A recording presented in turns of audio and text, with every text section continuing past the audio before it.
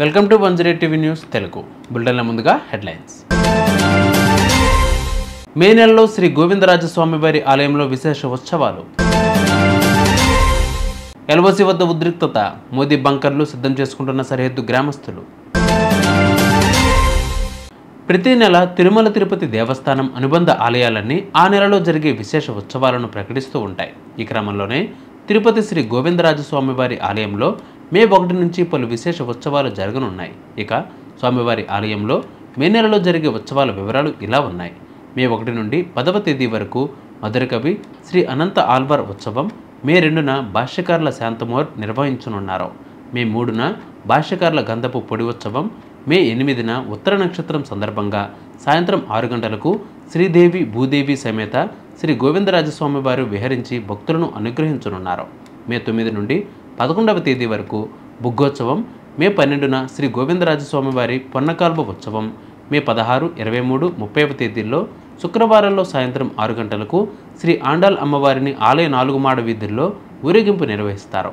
మే 19వ తేదీ శ్రవణ నక్షత్రాన్ని పురస్కరించుకుని సాయంత్రం 6 గంటలకు శ్రీ భూసమేత శ్రీ కళ్యాణ వెంకటేశ్వర స్వామి వారి ఆలయ 4 మాడ వీధుల్లో విహరించి భక్తులను అనుగ్రహిస్తారు. మే 27న రోహిణి నక్షత్రం సందర్భంగా సాయంత్రం 6 గంటలకు రుక్మిణి సత్యభామ సమేత శ్రీ పార్థసారథి స్వామివారు మాడవీధుల్లో ఊరేగి భక్తులను కటాక్షిస్తారు. మే 31 నుండి జూన్ 9వ తేదీ వరకు సమ్మాల్వార్ ఉత్సవం జరగనున్నాయి. ఇటీవల పహల్గామ్లో జరిగిన ఉగ్రదాడి నేపథ్యంలో జమ్మూ కాశ్మీర్లోని పూంచ్ జిల్లాలో సరిహద్దు నియంత్రణ రేఖ వెంబడి ఉద్రిక్తత పరిస్థితులు నెలకొన్నాయి. పాకిస్తాన్ సైనిక పోస్టులకు అత్యంత సమీపంలో ఉన్న సలోత్రి గ్రామంలో ప్రజలు అప్రమత్తమయ్యారు. సరిహద్దుల్లో ఉద్రిక్తతలు పెరిగే అవకాశం ఉందన్న ఆందోళనతో వారు తమ భూగర్భ బంకర్లను శుభ్రం చేసుకుని నిల్వలు సిద్ధం చేసుకుంటున్నారు. 2 రోజులుగా పాకిస్తాన్ బలగాలు కాల్పుల విరమణ ఒప్పందాన్ని ఉల్లంఘిస్తున్నాయి.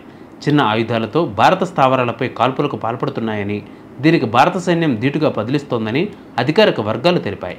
ఇప్పటి వరకు ఎలాంటి ప్రాణ నష్టం జరిగినట్లు సమాచారం లేదు. ఈ నేపథ్యంలో సలోత్రి గ్రామస్తులు తమ భద్రత కోసం కేంద్ర ప్రభుత్వం నిర్మించిన బంకర్లపై ఆధారపడుతున్నారు.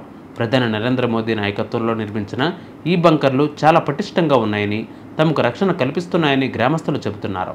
సుమారు 10 అడుగుల లోతులో బుల్లెట్ ప్రూఫ్గా నిర్మించిన ఈ బంకర్లలో మాకు ఎలాంటి ప్రమాదం లేదు.